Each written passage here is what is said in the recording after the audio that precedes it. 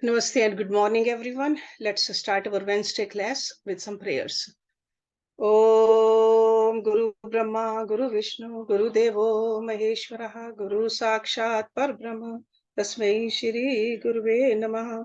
Om Bhuvaswaha, Tatsavitravare Bhargo Devasya Dhimahi, Diyo Yo Naha Prachodayat.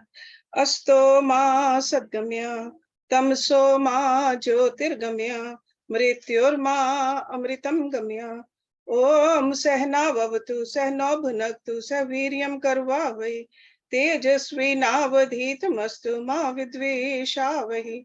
Om Shanti Shanti Shanti Om. We often pray to God for peace, Shanti. When we do havans also, when we do prayers like this also, we pray to God for Shanti. Even Lord Krishna says in several places in Bhagavad Gita, he talks about Param Shanti. Not just a little bit Shanti, but Param Shanti, supreme peace. So we are all hungry for that. That's what we want. Today I want to talk about some of the laws which are connected with Shanti. Okay? There are several laws, and in today's lecture, I'll just only touch upon them. I will not go into the details so that we can cover most of them. So law of karma is directly related with Shanti. I'm sure you all know this word karma. When we talk about it in Sanskrit or Hindi, we say karma, but in English language, sometimes we just start saying karma. And this is a concept that has been around for thousands and thousands of years. And it is deeply ingrained in many Eastern religions and philosophies. Sure, this concept originated in the Vedic culture. Then it spread around all over the Eastern religions. And it's often associated with the idea of cause and effect, where our actions have consequences that can either be positive or negative. Let's first understand what karma is. It's not just only physical actions, but on top of the physical actions, the thoughts also, and the choices we make, they have consequences that determine our future experiences. That is karma. The karma word comes from Sanskrit, definitely means action or deed in our textbooks. And according to this concept of karma, every action we take creates a ripple effect that can have consequences for us and for those around us, because we don't live in a vacuum. Positive actions create positive karma, while negative actions create negative karma. Karma is often described as a form of cosmic justice that ensures that our actions have consequences. So karma is seen as a way to promote accountability and responsibility for our actions. Karma is not just about the consequences of our actions in this lifetime. According to the Vedic philosophy, it's also about the consequences of our action in the past and the future lifetimes. This is why karma is often described as a cycle of cause and effect that extends beyond this lifetime. So in order to create positive karma, many spiritual traditions emphasize the importance of acting with kindness, compassion, and generosity towards oneself and others also. By cultivating positive intentions and actions, we can create more positive future for ourselves and for those around us. So the first law to bring peace in your life is the law of cause and effect, or law of karma.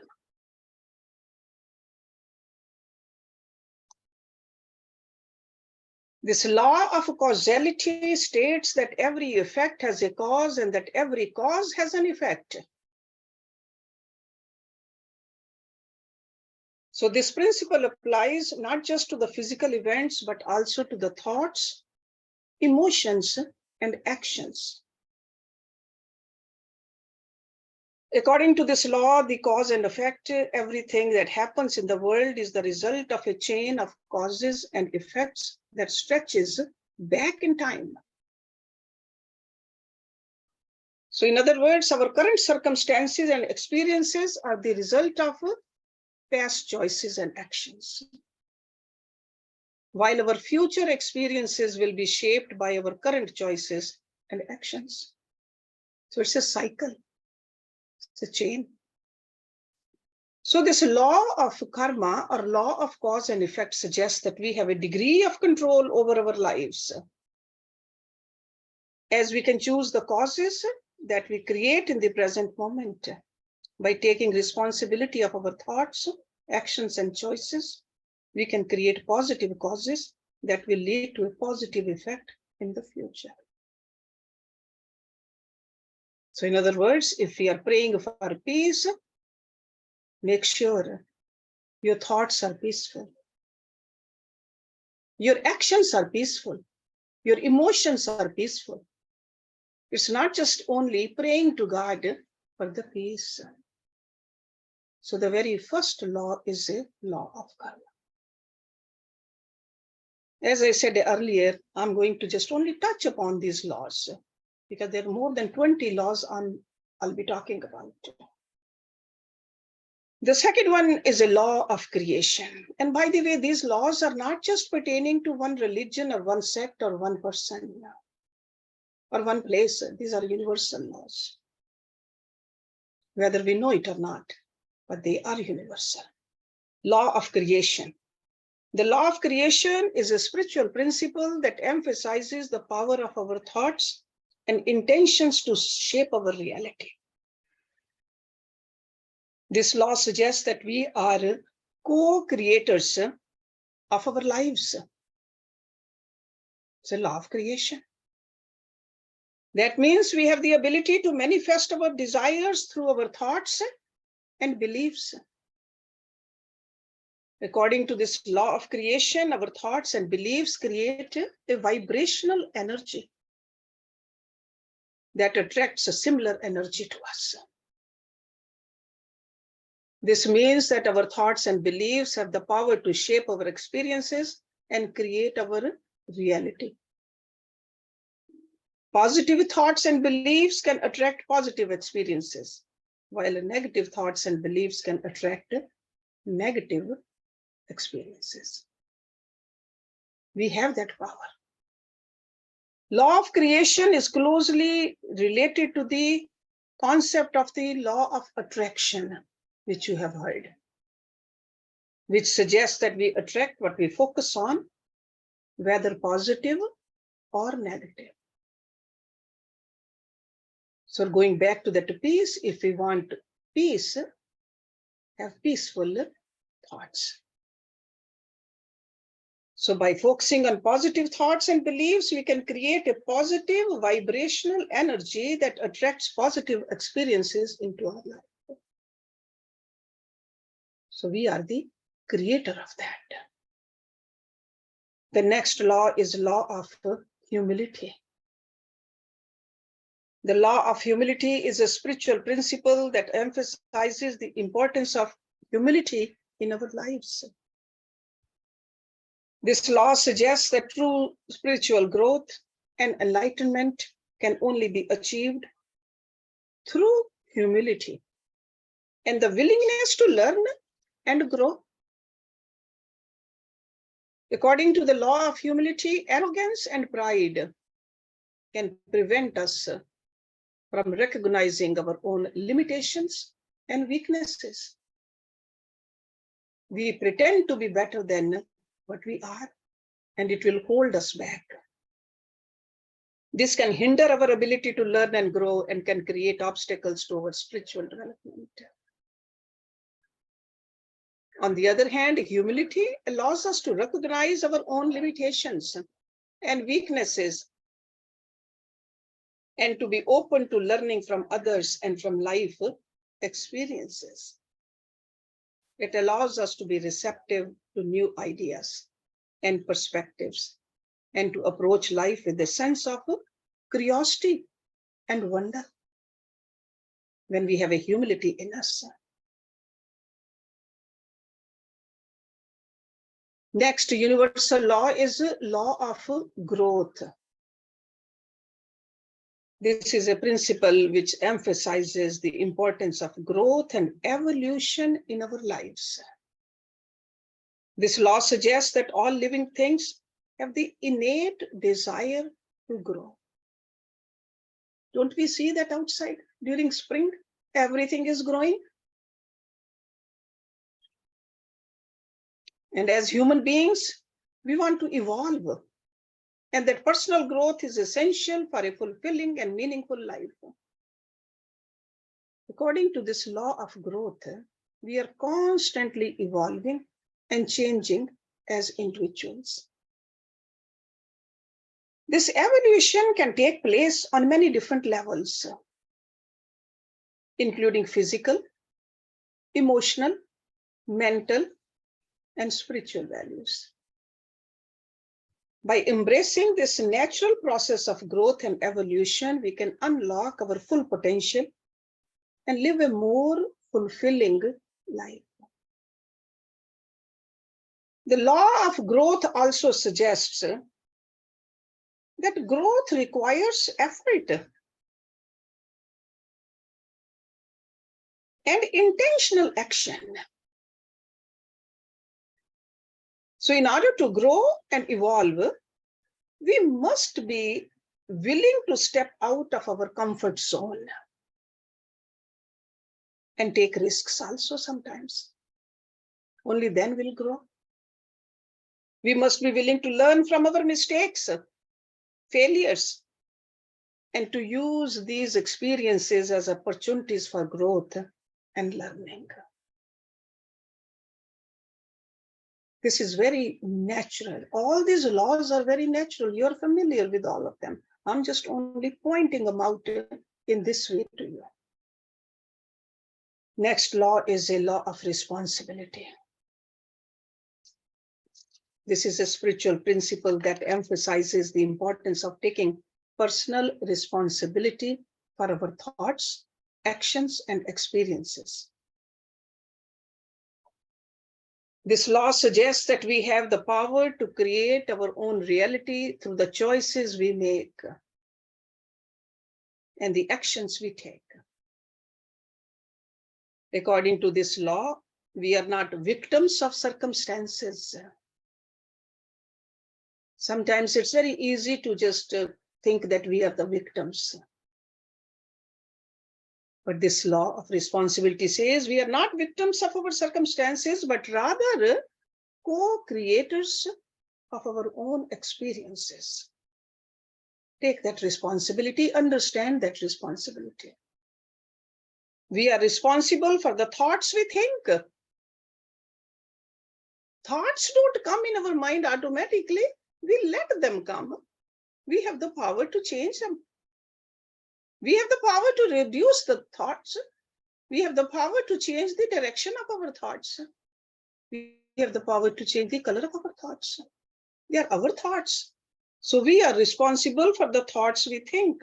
the emotions we feel, and the actions we take.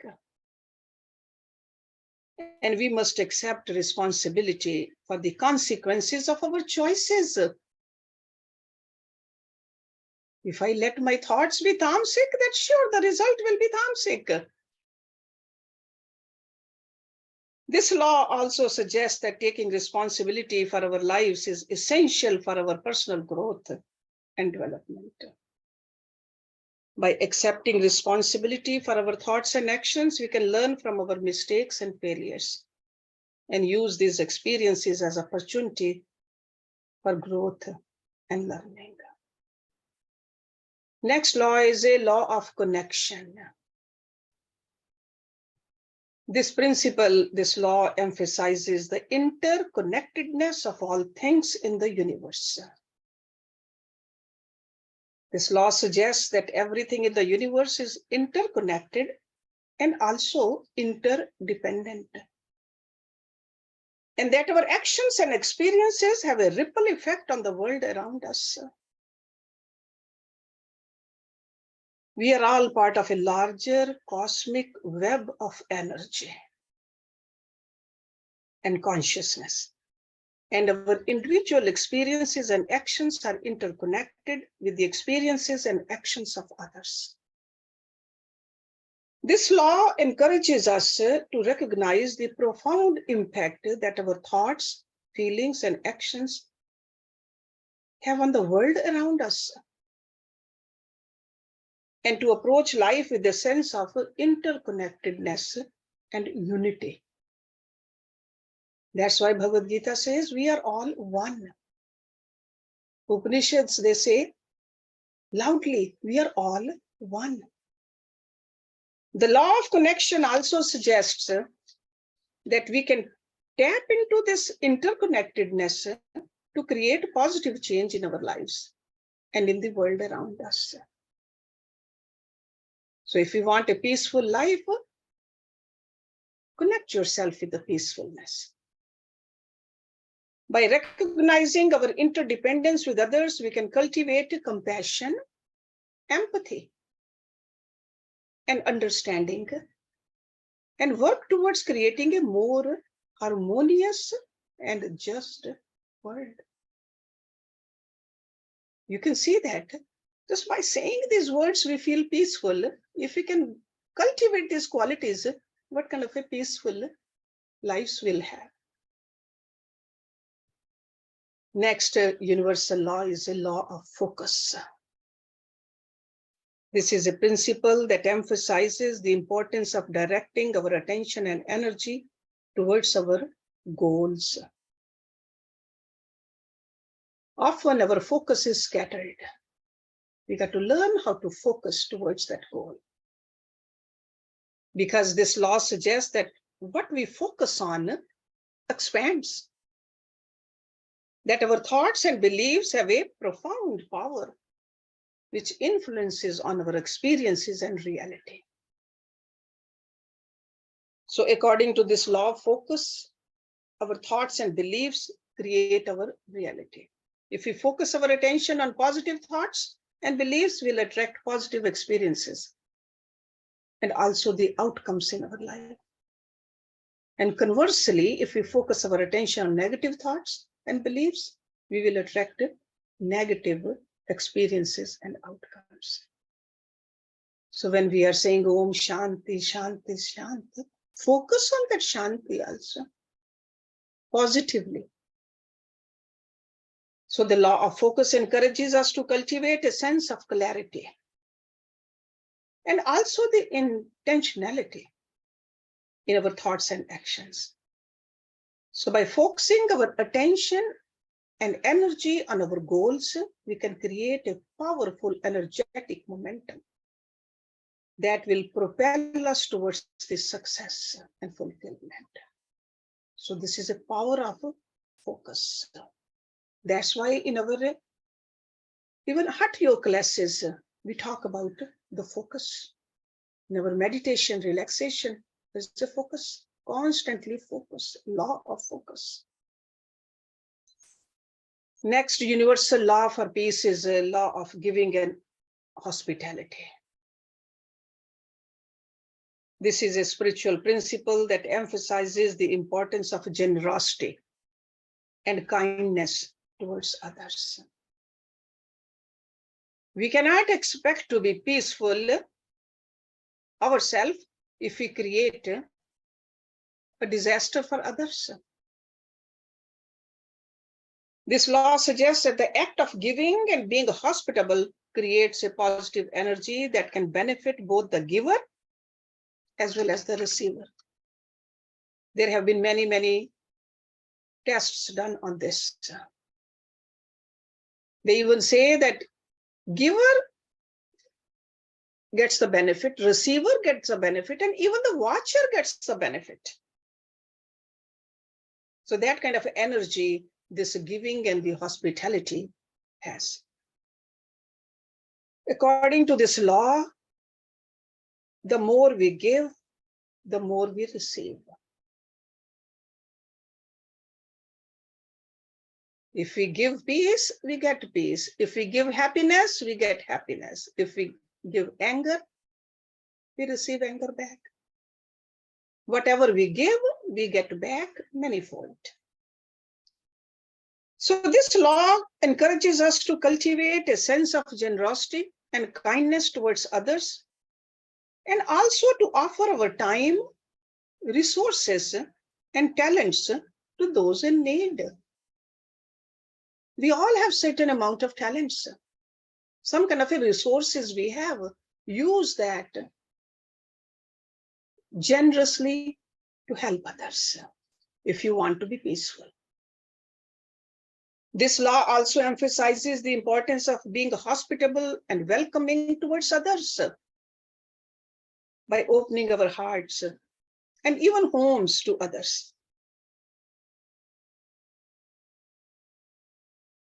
We create a positive energy that can help to foster deep connections and meaningful relationships.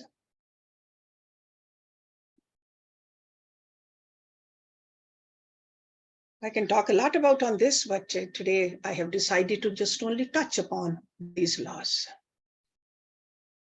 The next one is law of here and now, which emphasizes the importance of living in the present moment. This law suggests that the only moment we truly have is the present moment, and that we should focus our attention and energy on the here and now. The past as well as the future are merely illusions that distract us from the present moment.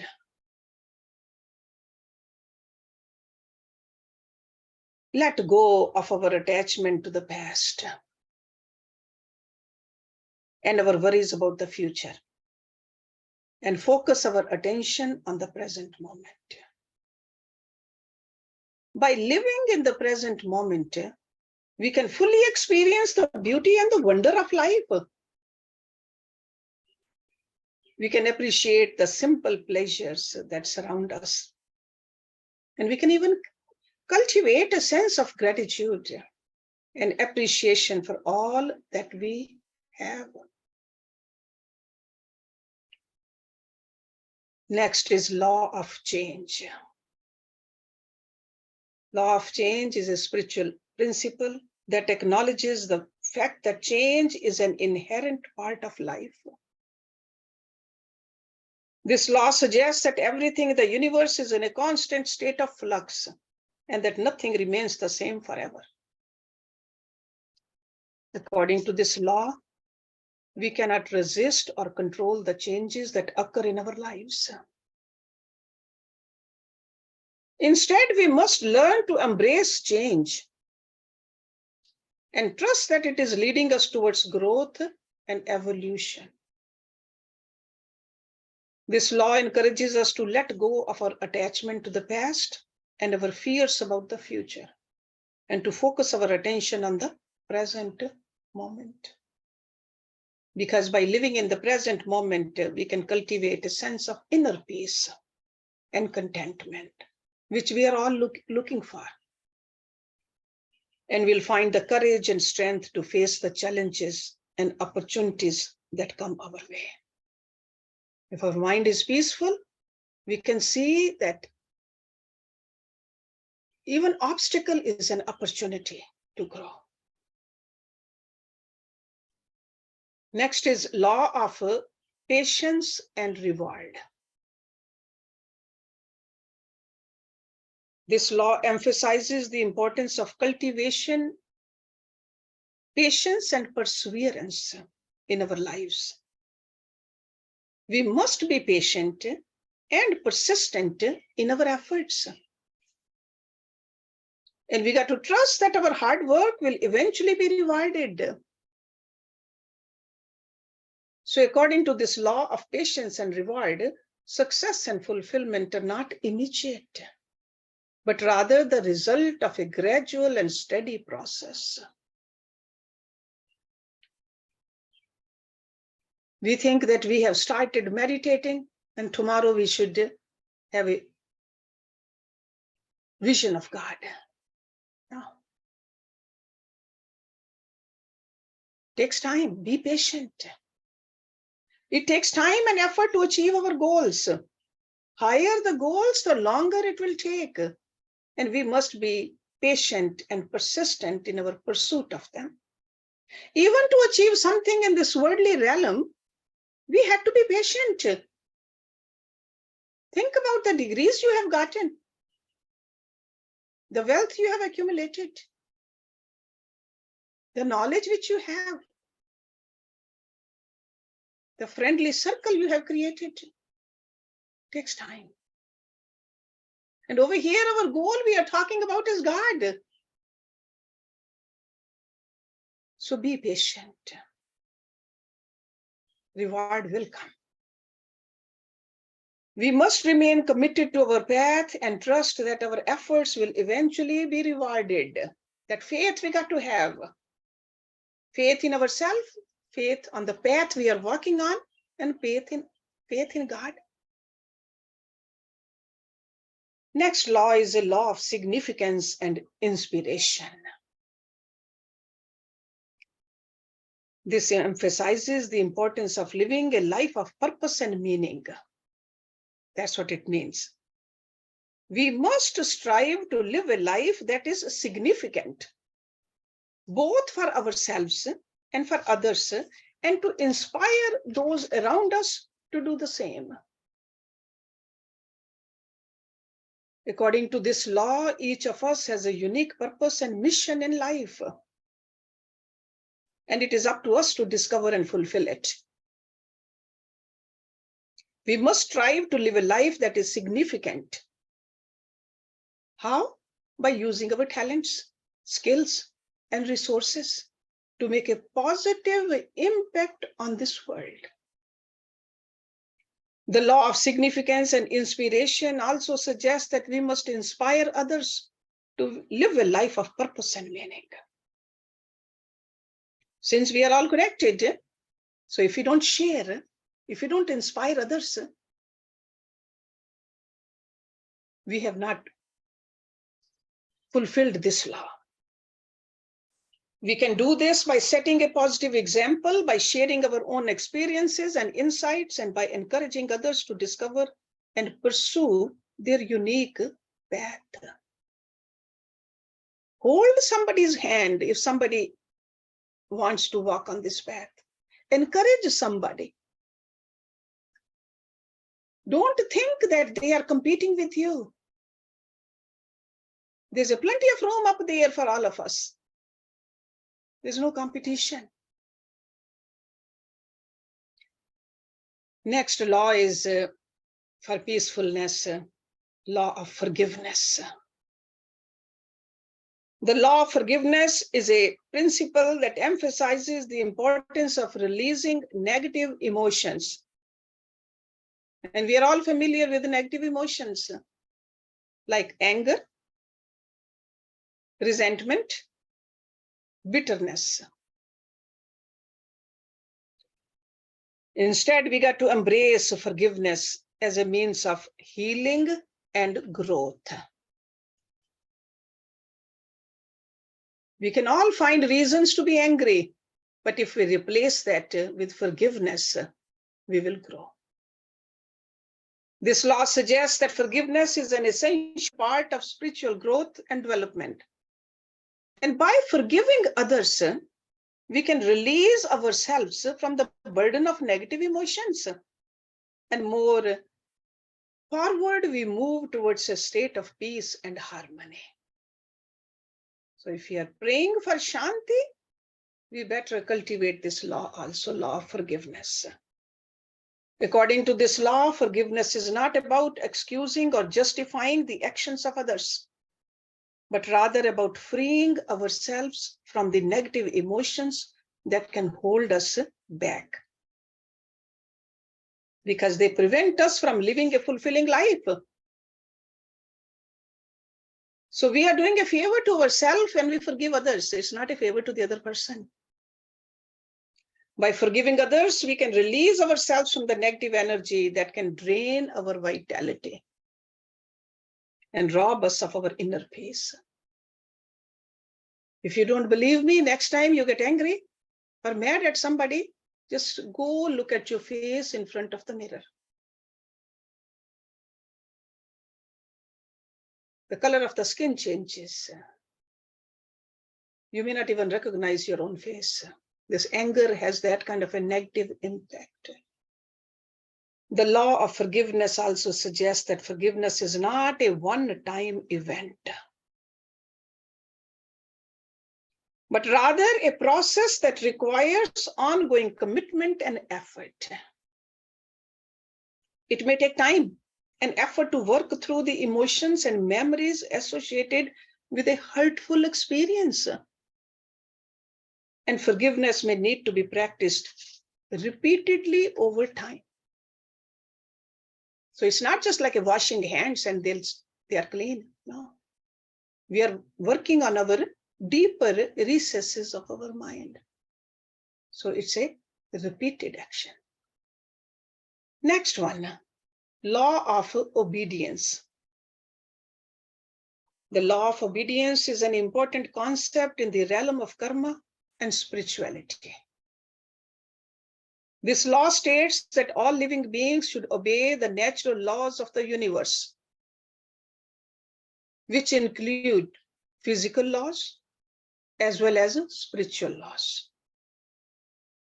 The law of obedience is closely tied to the concept of free will, which states that all living beings have the freedom to choose their actions and make decisions.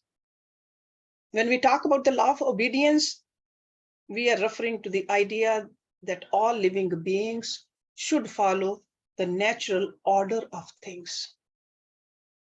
This means that we should respect the laws of nature and the universe and act in accordance with them. For example, we should not harm others. That's a natural law. We should not steal. We should not lie. Those are very, very natural laws.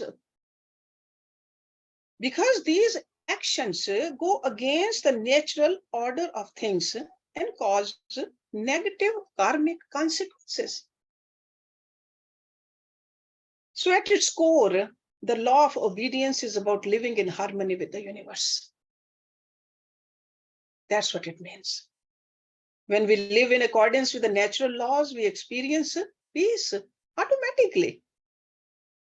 We feel contentment and we feel happiness. We all know if we have lied to somebody, it could be a white light or gray light, cannot even sleep at night, let alone doing your meditation. So natural law of truthfulness, non-hurting, non-holding, those should be followed. So that's called the law of obedience. When we go against the natural order of things, we experience suffering, discontentment, and unhappiness. And that is opposite of Shanti. Because Our actions create ripples in the universe, and these ripples come back to us in the form of karmic consequences. Next is a law of success.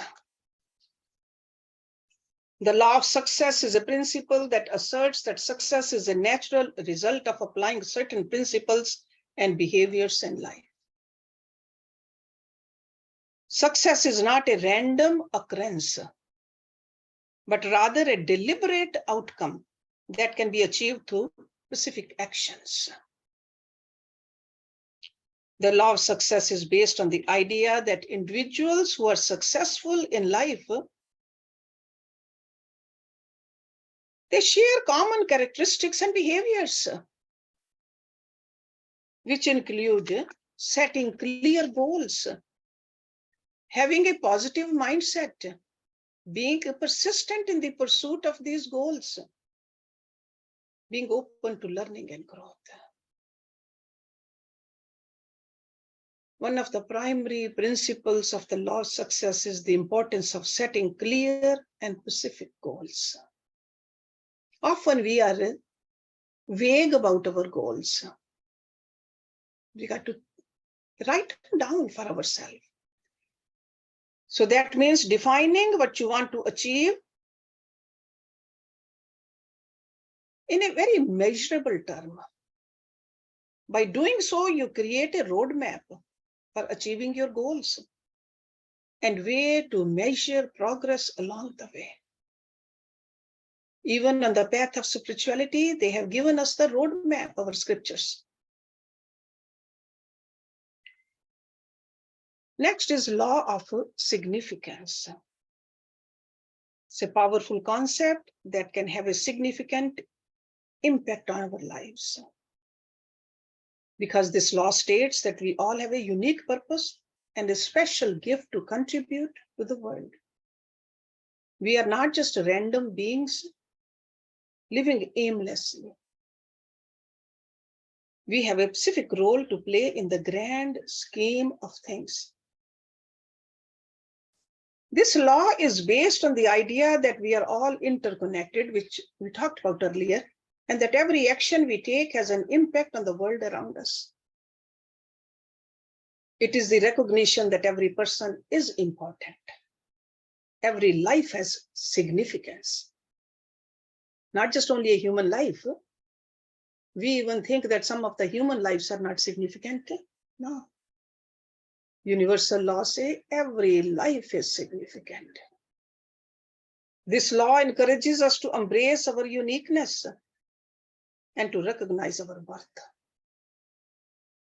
We need to think deeply about our purpose. And how can we use our talents and gifts to make a positive difference in this world?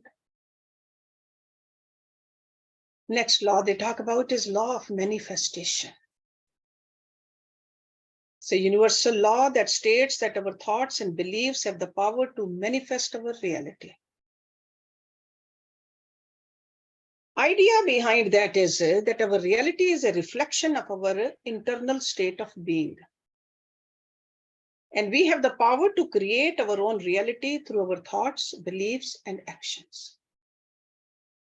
So according to the law of manifestation, everything that exists in our physical world was once a thought or an idea in someone's mind. So the law of manifestation teaches that we can use our thoughts and beliefs to create the reality we desire. We have the power to manifest abundance, love, success, happiness into our lives. We must first identify our desires and set clear intentions. We got to be very specific about what we want, focusing our thoughts and emotions on achieving those results. And it's also very important to believe that we can achieve our goals, having faith again in ourselves. Next law is a law of gratitude. This is a principle that revolves around the power of positive thinking. and the attitude of thankfulness. This law suggests that by cultivating a grateful mindset, individuals can attract more positive experiences and abundance into their lives. At its core, the law of gratitude is based on the concept of giving and receiving. When people focus their attention on the positive aspects of their lives and express gratitude for them, they create a positive energy flow that attracts more positivity into their lives. This could include everything from material possessions to personal relationships to good health. Be grateful. Often we just complain about the part of the body which is not functioning properly. Be grateful for the parts which are functioning. Be grateful. Practicing gratitude can have numerous benefits for individuals, including increased happiness, better mental health, improved relationships, and increased level of success. There are tremendous benefits of gratitude. Additionally, expressing gratitude can help individuals appreciate the present moment rather than constantly striving for more or dwelling on negative experiences. Next law is a law of fellowship, which recognizes the power of unity and the importance of building strong relationships with others. This law emphasizes the need for people to connect and work towards a common goal, while respecting each other's individuality and uniqueness. No man is an island. We are all interconnected in some way. So this law encourages us to seek out and build relationships with others and use those relationships to create positive change in the world, creating a supportive and nurturing environment for others. Law of responsibility. What we create in our lives, both good and bad, take responsibility for it. That means that we are responsible for our thoughts, feelings, and actions. And we have the power to choose how we respond to the events and circumstances that come our way. This law reminds us that we cannot blame others for our problems, but rather we should take ownership of our lives and make the necessary changes to improve our situations. It requires us to take an honest look at ourselves and our choices and take responsibility for the consequences of our actions. So law of responsibility teaches us that we have a responsibility to others as well as the world around us. So we got to be mindful of our impact on others, treating people with respect, kindness, taking actions that contribute positivity to the greater good. Law of intention is the next one. This is one of the fundamental laws of universe, closely related to the law of attraction. The intention we set in our minds can have a powerful impact on the outcome of our lives. In other words, what we think, feel, and believe will manifest in our reality.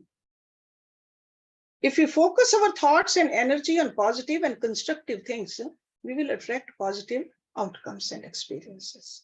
On the other hand, if we focus on the negative thoughts and energy, we will attract negative outcomes and experiences. Next one is a law of reflection.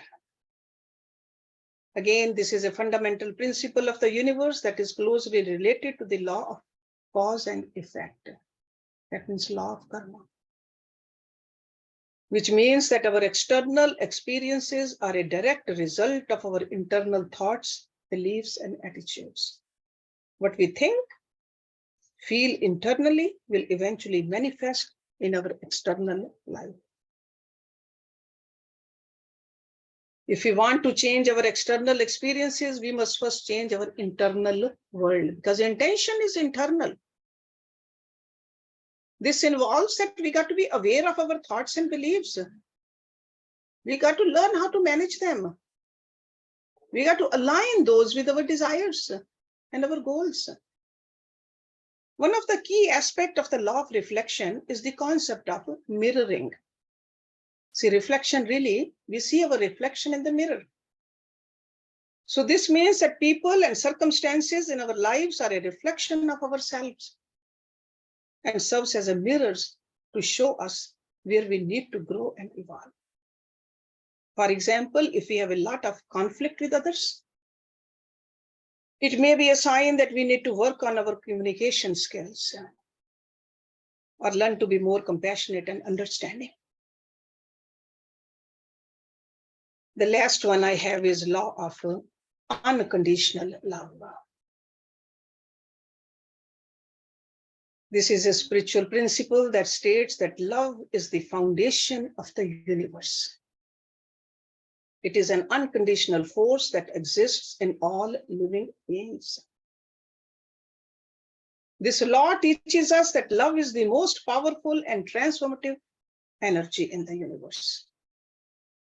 It can heal all wounds and bring about positive change in our lives. The law of unconditional love teaches us that love is not a limited resource. It can be given freely and abundantly without any expectation of receiving anything in return. Because if we think that what will we get out of it, then it's not unconditional.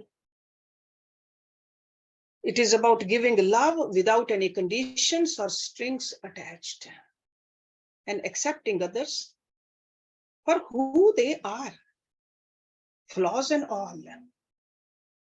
This law is closely related to the law of forgiveness, as it encourages us to forgive others and ourselves and to let go of grudges and resentments. So it is only through forgiveness that we can open our hearts to love and experience its transformative force. So in conclusion, I would like to say that the laws of karma remind us that our thoughts, actions, and choices have consequences, both positive and negative. And if we want peace in our life, peace in our mind, peace in our society, peace in our relationships, we got to pay attention to these laws. They are all connected with the karmas. And karmas are not only physical, they are verbal also. They are in our thoughts and the feelings and the emotions and intentions also. So by cultivating positive karmas through our actions, intentions, and attitudes, we can create a more fulfilling and meaningful life for ourselves and make a positive impact on the world around us. And that is a true and sustaining Shanti. Om Purnamada Purnamidam Purnat Purnamudachyate Purnasya Purnamadaye Purnameva Vishishyate Om Shanti Shanti Shanti Om. Thank you very much.